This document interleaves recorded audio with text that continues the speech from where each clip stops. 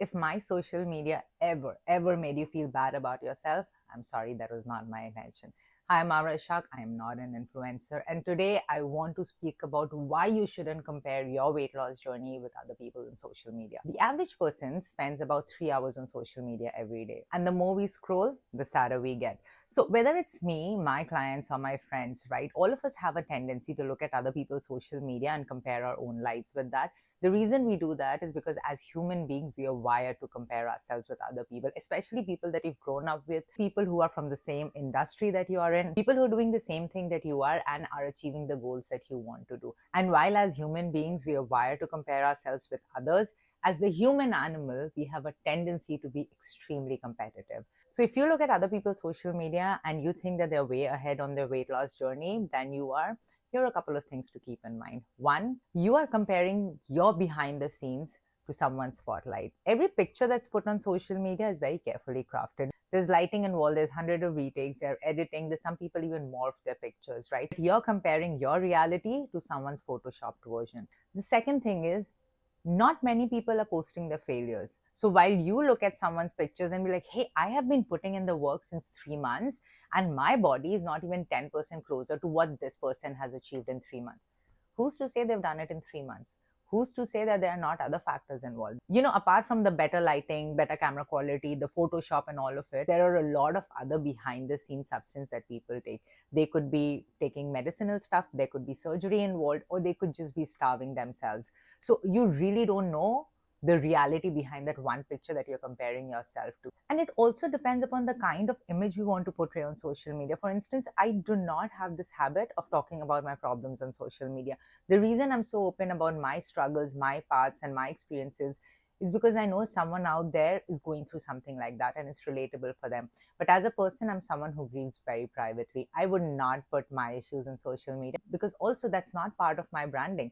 Anyone who comes to my social media, my intention is that they either take information out of it or inspiration out of it. I would never want any one of you to compare your journey with mine because my journey has been completely different and yours is completely different. Third is that social media has opened the field for large scale comparison. So earlier you would probably just like compare yourself hyper locally with like your schoolmates or college mates or even your cousins, right?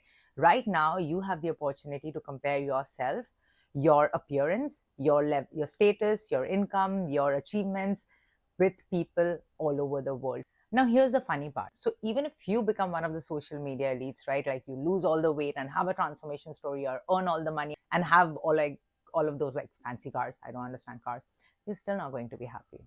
There's this concept called the hedonic treadmill where people chase one pleasure after the other. So I'm sure like a lot of people who keep dating the next hot person they meet, right? So they go from like one relationship or one attachment to the other.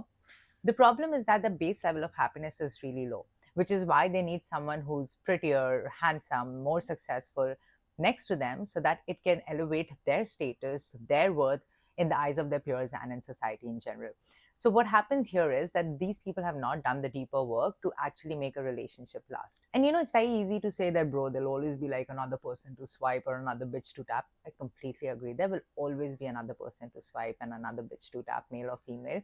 But if you want a loving, fulfilling, committed relationship for life that you nurture and grow together in, you really need to sit down and take inventory of where you are, what your patterns are, what your base level of happiness is, how are you showing up in a relationship, because you're the common denominator. And unless you do the work, you will keep living the same story with different characters.